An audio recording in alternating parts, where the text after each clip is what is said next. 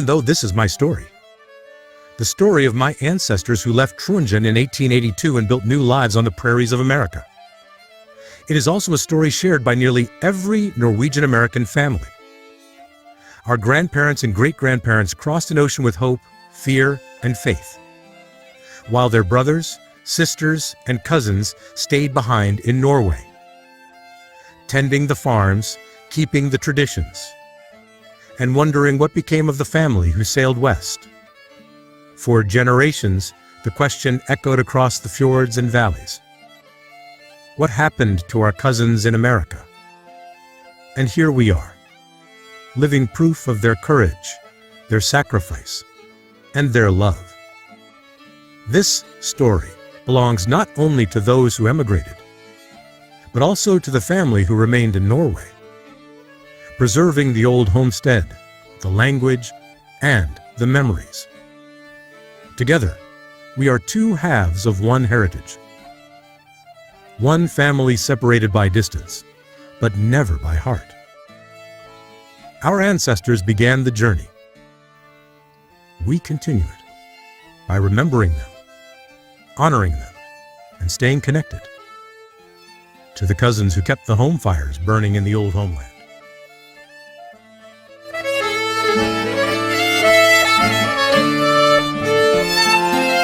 Welcome to our story, the journey of the Tveit Salveson family, 1882. Welcome, everyone. Today, we step into a story that belongs to all of us. A story born in the mountains of Telemark and carried across oceans to the prairies of America. This is the journey of the Tveit and Salveson family, our ancestors who left their homeland in 1882 with courage, hope, and the belief that their sacrifices would give future generations a better life. Their footsteps, their faith, and their endurance shaped who we are. And now, together, we go back to walk beside them.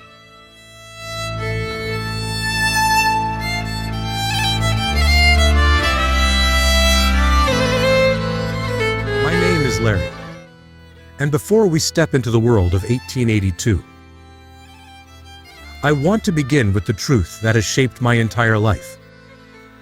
I am the product of Norwegian pioneers, whose courage still echoes through every generation of our family. My grandmother Amanda, born in 1895, taught me that our history isn't something that sits in dusty books. It breathes. It remembers. It calls us back. Our ancestors didn't simply come to America. They left home, the mountains, the farms, the language, the family names spoken for centuries. They left the old homeland with nothing but hope, faith, and the belief that their children and grandchildren might someday live a life easier than their own. They endured storms at sea, sickness, fear, and the heartbreak of saying goodbye to Norway, knowing they might never see it again. And yet, even as they built new lives in America, Norway remained the place they whispered about at night. Back home. The old homeland. The place where the family farm still stood, where cousins and uncles kept the traditions alive, where the roots of our story still grow. Today, I want to take you with me, not just to remember them, but to walk beside them, to feel the cold wind of the fjords, the weight of the decision to leave, the trembling hope of stepping onto a ship bound for a new world. I want us to travel together from the present day back to 1882 and witness the moment our family's American chapter truly began. So now, let's step across time. Let's return to the docks. Let's hear the creaking of the ship. Let's watch our ancestors gather their courage. Because this is where the story begins. Fade in, 1882.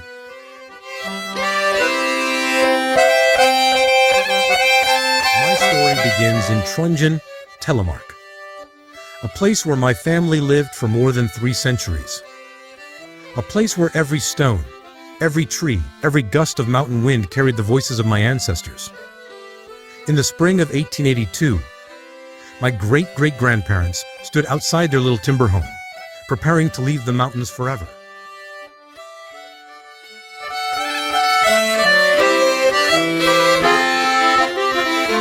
They weren't just packing belongings.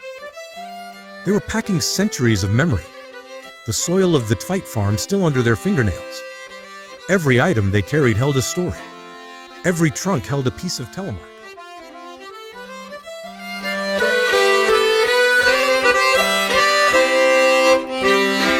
Then there was Gullaug Tveit, my ancestor who made the most radical choice of all. At 72, newly widowed, he sold the ancestral farm that had been in our family since 1578. Think about that. A farm older than the United States. A farm older than most nations. And he chose to follow his daughter across the world. Imagine that, an old tree willing to be replanted.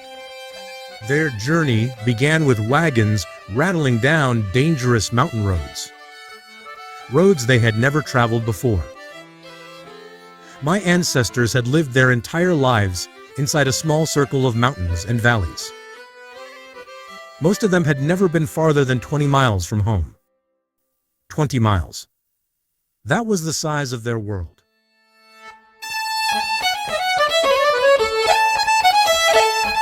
For people who had spent their entire lives in one valley, this first leg of the journey must have felt enormous. Every bend in the road took them into a world they had never seen. Every mile carried them farther from the mountains that had shaped their bodies, their language, their memories. And old Gullaug. He watched the only world he had ever known disappear into the mist.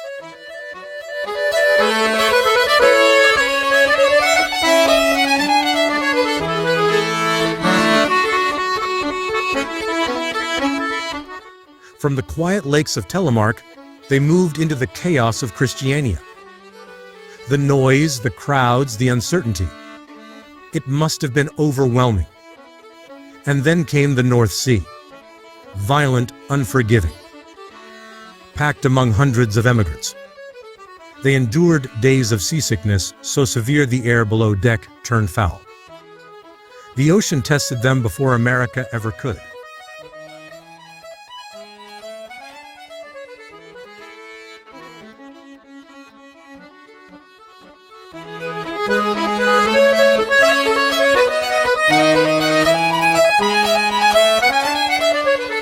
They landed in Hull, England. Bewildered, unable to speak the language. British agents pushed them into smoky trains bound for Liverpool. My ancestors didn't understand a word, but they understood they had no choice but forward. Forward was the only direction left.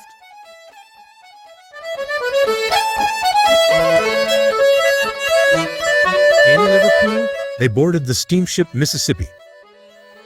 10 to 12 days across the Atlantic, in steerage. Narrow bunks. No privacy. The smell of sickness everywhere. Ole and Aase spent sleepless nights protecting 5-year-old Guro from measles sweeping through the ship.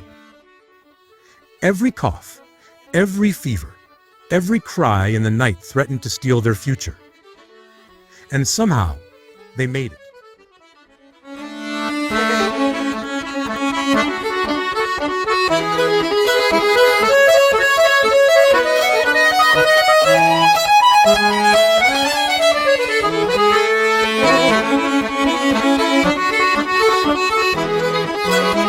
arrived at Grosse Île, the quarantine station. After tense examinations, they were cleared to land in Quebec City. For the first time in weeks, they breathed fresh air. The river breeze must have felt like a blessing.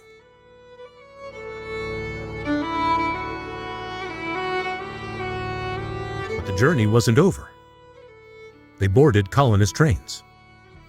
Wooden benches, no beds, no comfort. Days of rattling westward through Ontario, then into Detroit or Chicago, and finally toward Iowa. Every sunrise brought them closer to a land they had never seen.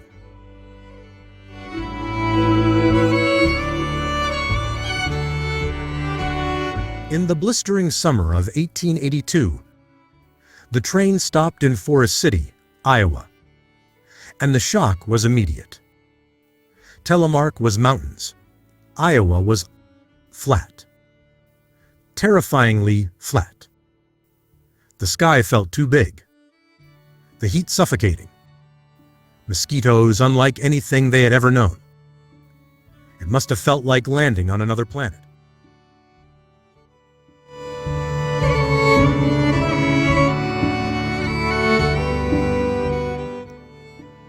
But then, joy. Waiting for them were cousins and neighbors from Treungen who had come earlier. Hearing the Telemark dialect under the Iowa sky must have felt like a miracle. A reminder that home wasn't just a place.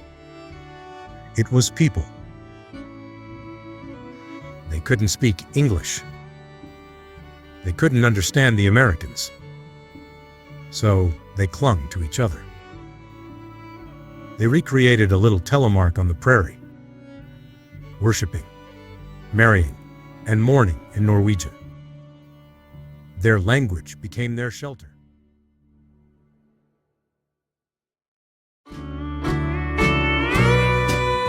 When the Tveit Salveson family first arrived in their new town, they did not step immediately into a house of their own. Like so many Norwegian immigrants, they were welcomed by relatives who had come earlier.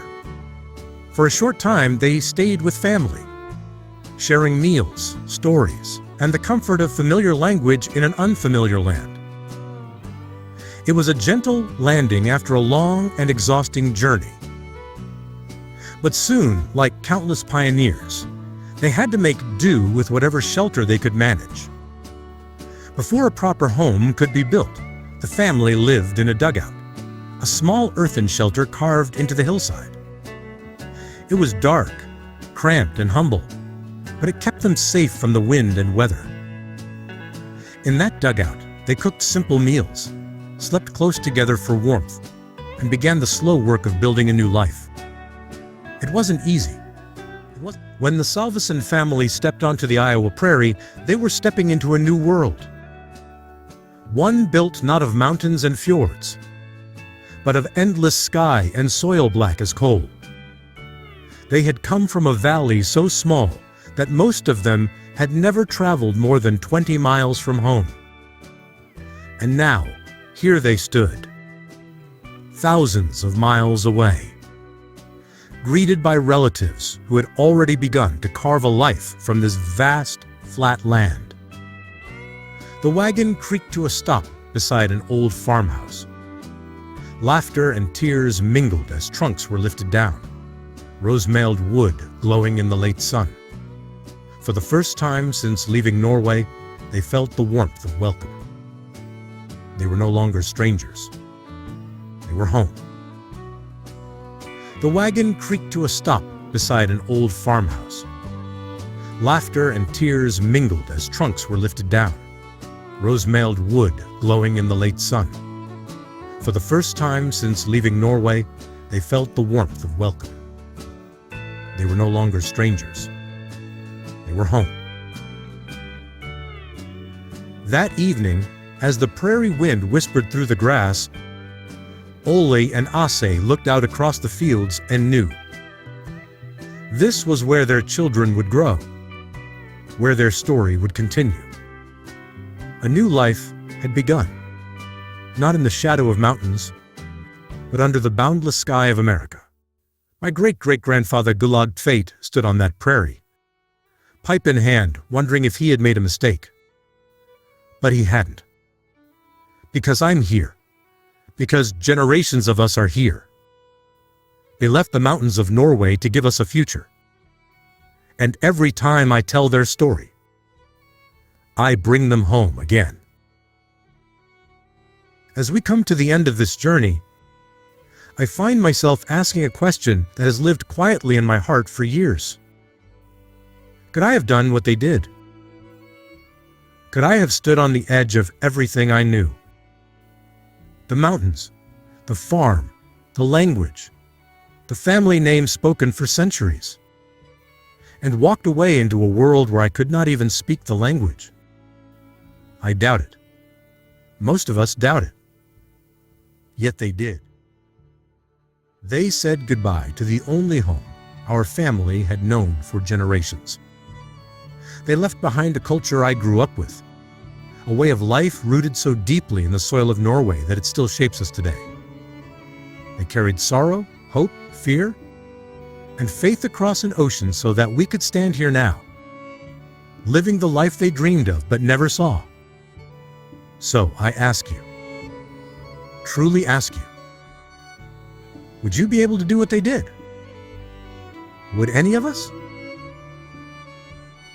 When we reflect on their courage, their endurance, their willingness to sacrifice everything for a future they would never live to see, we begin to understand the kind of marvelous people we descend from. Their strength is in our blood. Their resilience is in our bones. And because of them, we will survive also.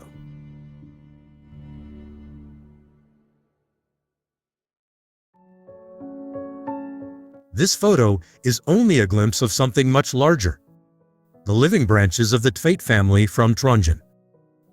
More than 700 cousins gathered in Lake Mills, Iowa, filling the prairie with laughter, stories, and the unmistakable spirit of Norway. We were blessed to welcome over 40 cousins who traveled all the way from Norway. And in those days together, lifelong relationships were formed. Bonds that felt less like introductions and more like reunions. This message is for every Tveit cousin across the world. We are one family. We carry one history. We share one heart, even if all we have in common is a love of Norway. Its mountains, its music, its memories. That is enough to bind us. Our ancestors crossed oceans so their descendants could flourish. And flourish we have. May we always remember who we are, where we come from, and the closeness that ties us together, no matter the distance, to our Norwegian pioneer ancestors, and to the family they left behind in sorrow. May we always remember where we came from. May we stay close to our culture, our heritage, and our Norwegian cousins who still keep the old homeland alive. This is our story. This is our legacy. And may we carry it forward with pride.